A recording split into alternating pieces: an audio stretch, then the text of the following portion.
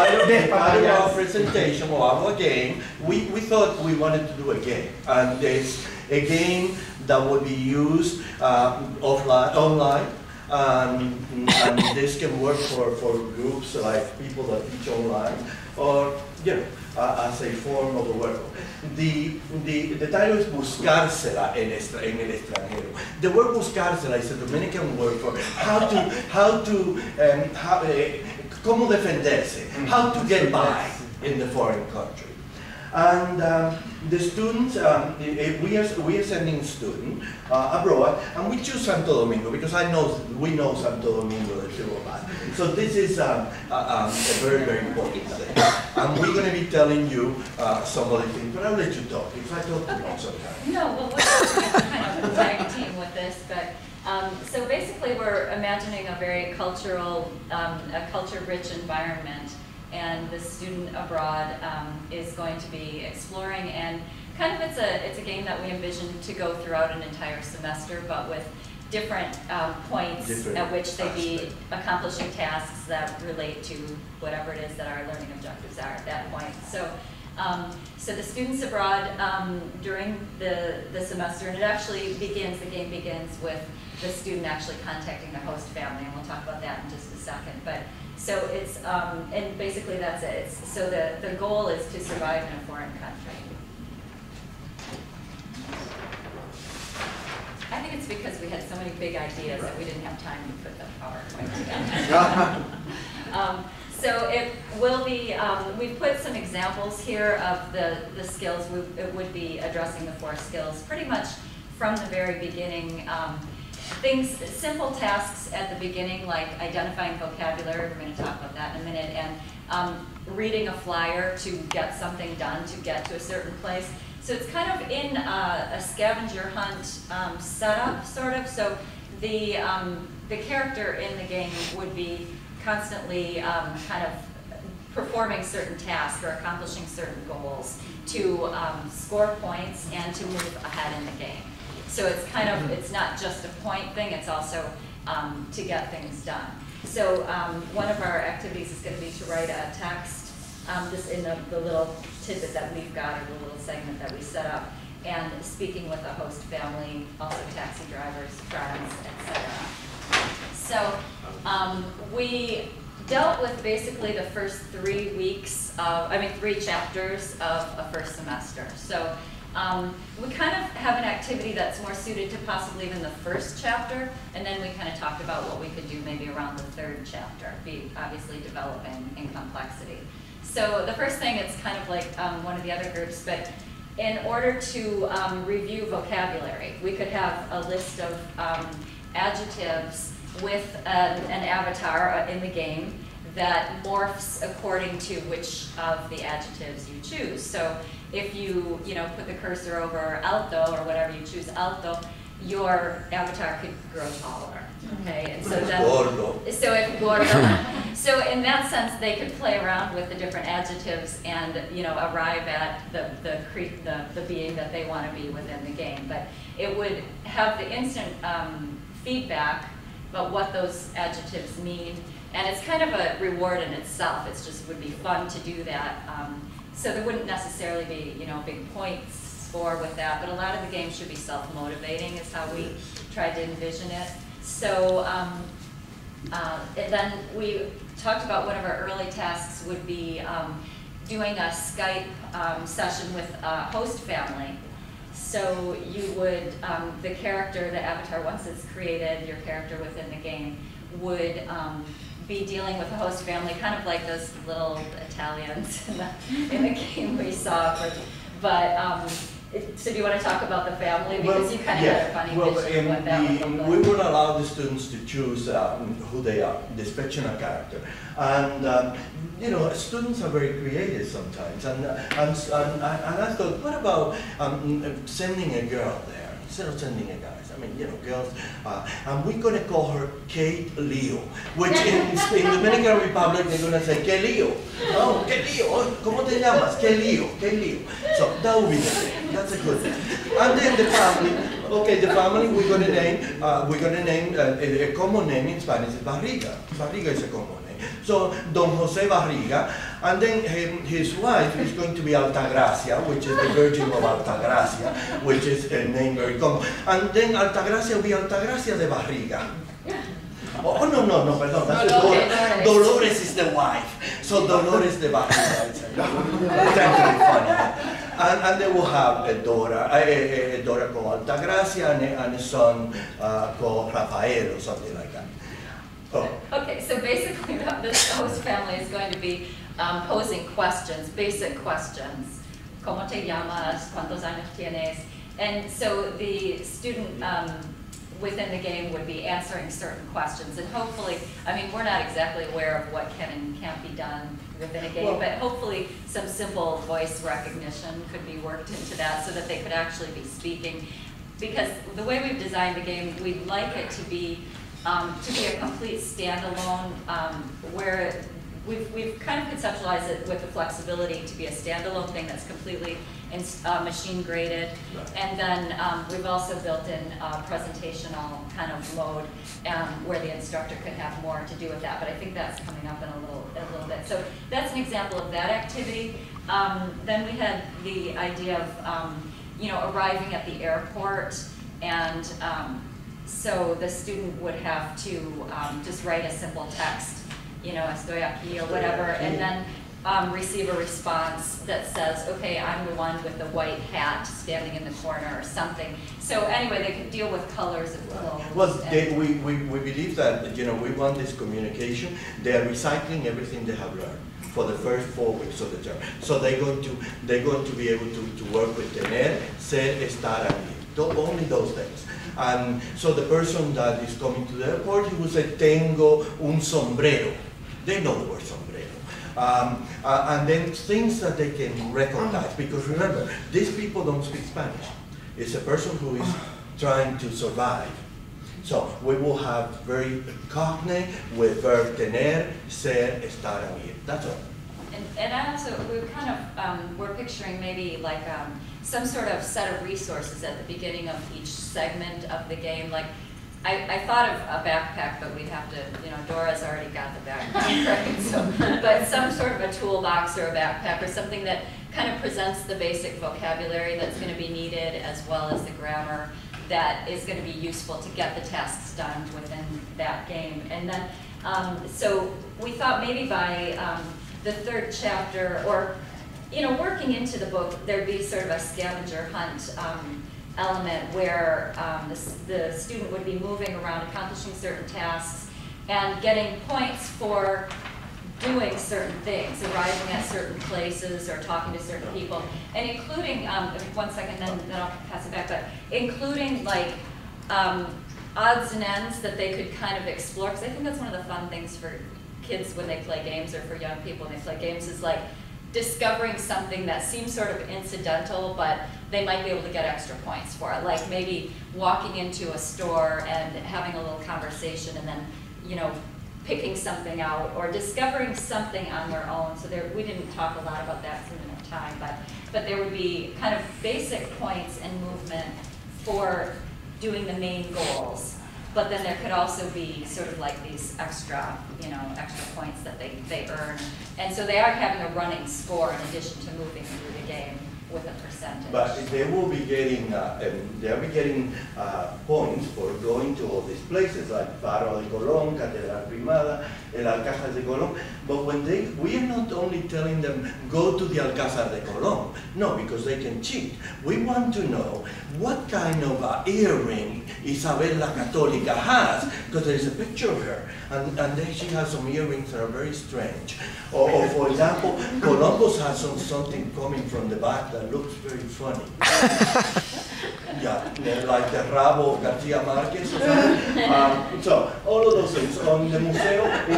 For example, in El Obelisco, it's an obelisco which is an imitation of the Washington obelisk. Trujillo built that, and then when they go to the discotheque called La Guacarataina. In the Guacarataina, there is a woman, a very particular woman, who is kind of very aggressive.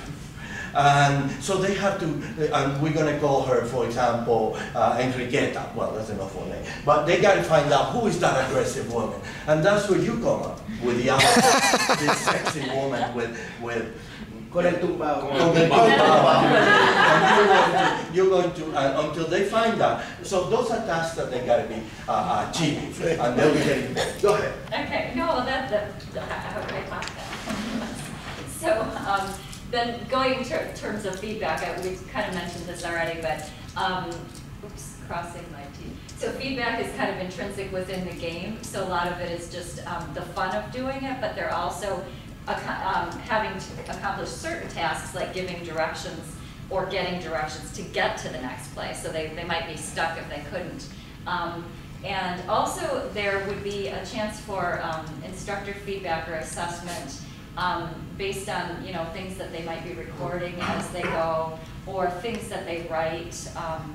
We didn't have. But this can also be self-correcting. The whole thing could be self-correcting. Because, for example, we are using very specific words, like estoy, voy, so everything can be done by machine. And then, so we envisioned a multiplayer element to it where each student would be getting their own points, because it seems pretty problematic if their points are dependent on other students. So they're actually moving along themselves, but we were envisioning kind of a cluster. Do you want to talk about that? Yeah. Well, the idea was that each student is working individually, but let's say we're going to set them up in clusters of 5, and only 5 students will be going on the study abroad in the Dominican Republic, but let's say the game will have 5 different virtual families. So each student has a different family, different household, different setup, so that they can communicate with each other. They are sort of living the same experiences, but the reality of the experience is different. So they can communicate that way. We were thinking that the instructor, to have some power into the whole setup, will set up, let's say, a set of discussion board assignments where the students have to say, well, every Sunday by 5 p.m. you have to have this discussion with each other. So the instructor will be looking into that. So giving feedback and follow and get an idea of what's happening within the game. The extra reward points, we thought that could also be helpful for Competition. well, competition, but not just that, for like Compensation. compensation. The way we visualize tests were something simple as just click and create yourself by going to the adjectives, and as the game progresses, the tasks become more difficult. So let's say if you got extra rewards from one section, maybe when you get into the verb eat and you don't remember that it's eat a plus infinitive, when you miss a point, you could use your rewards to make up or come back and... Or you can have, for example, with a reward, talking to the taxi driver and at least asking him, ¿Cómo te llamas? ¿Cómo te llamas? Oh, me gusta el taxi. You know, things very simple that they know. We also have gusta, because we do that in the first 3 chapters. So for talking to the taxi driver, they will be getting extra points. Okay, in the competitive element, it also enters in because every student is going to have a running point total. So really they could compare in class and, try to rack up extra points by doing, discovering little odds and ends that could be hidden around that would kind of add to their experience, but might not be like the crucial point that we're trying to get across in that lesson, but maybe going a little bit further or just kind of little things that would be, so they have kind of that competitive thing in class. They might be well over the minimum that they need to get 100% on the assignment, but it would be motivation for them to keep exploring rather than saying, okay, I'm good now, I'm going to forget it and leave it there. Do we have anything else? Okay, let's not flip anymore. I just wanted to add on the part of the instructor, there's a reason why we're putting them in clusters, because this will facilitate for the instructor, let's say, keeping track of what they're doing. Instead of keeping track of 30 students, maybe we're keeping track of 6 discussions, so it'll be easier to have control of that. We also thought that the instructor could make a decision on how the game will be used in terms of assessment and points. One idea that we had in mind was that the game itself, because it's self-corrected, will be worth 75%.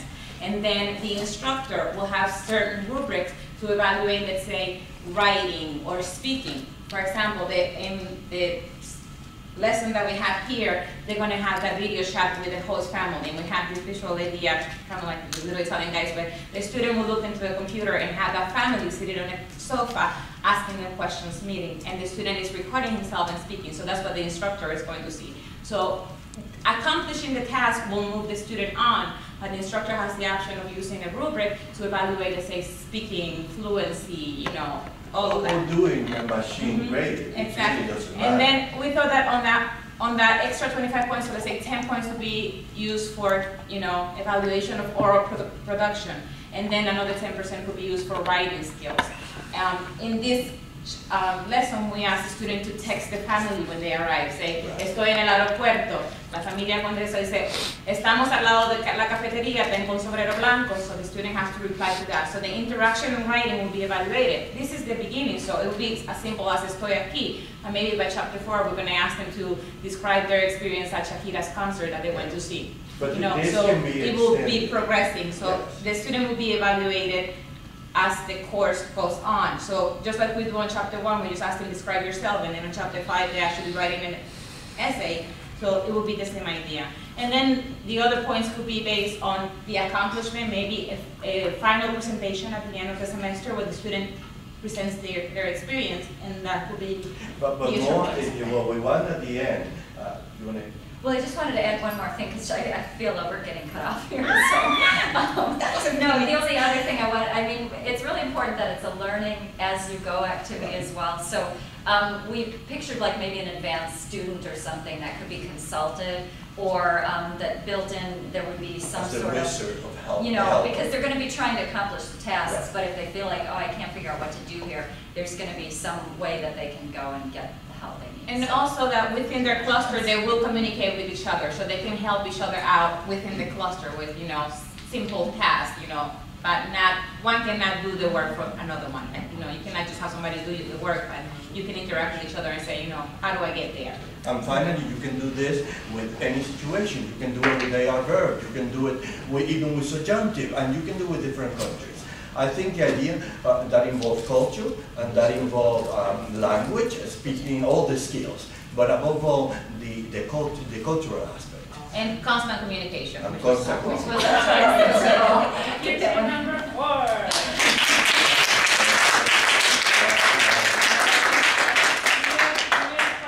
Questions? Should we move on? No questions? Come along. Okay. So I could like to. So so you described a few ways in which they're actually communicating. So could you talk? So one is they're talking with sort of. They're communicating, first of all, they're communicating with the family. So they're doing, but how are they doing that? By asking questions. Yeah, I Well, think the that there family was. asked that question. Yeah, well, they ask the family, yeah. Yeah, In the very first one, we had the family asking them, Yeah. because it was like chapter 1 or 2. Yeah. But so- also, I think something that we sort of left out as we kept talking about that in the beginning we were thinking there would be an international representative in the country that would be also a helper to the students. So this person is going to tell the student, well, on Saturday you have to video chat with your host family. You've been assigned a host family. Upon arrival, you have to send a text to the host family and tell them you're there. You know, on Sunday you have to choose an activity to do with these friends. So that's why they're going to read, let's say, the flyer and figure out, I'm going to the museum, I'm going to a baseball game, I'm going to a concert. Right.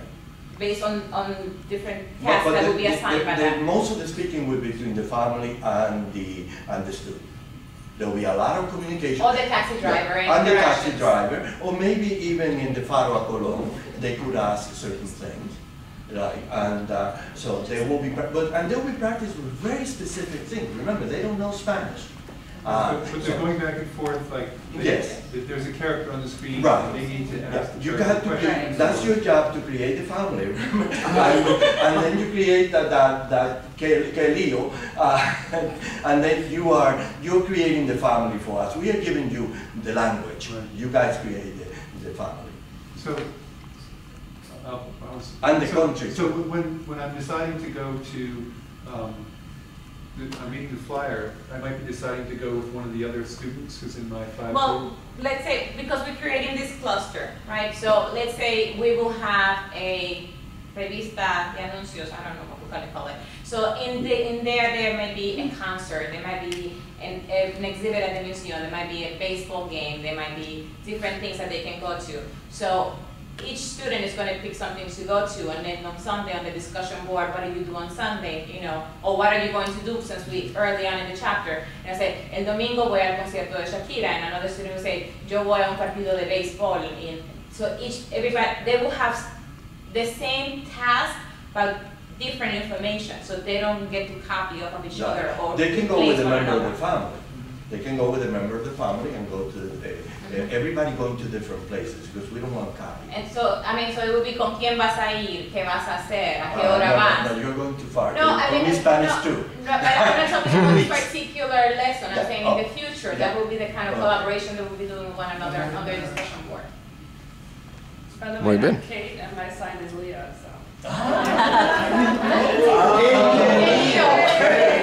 Oh, I didn't know that. Okay, so thanks to all the teams. Now we'll ask you to pull out 2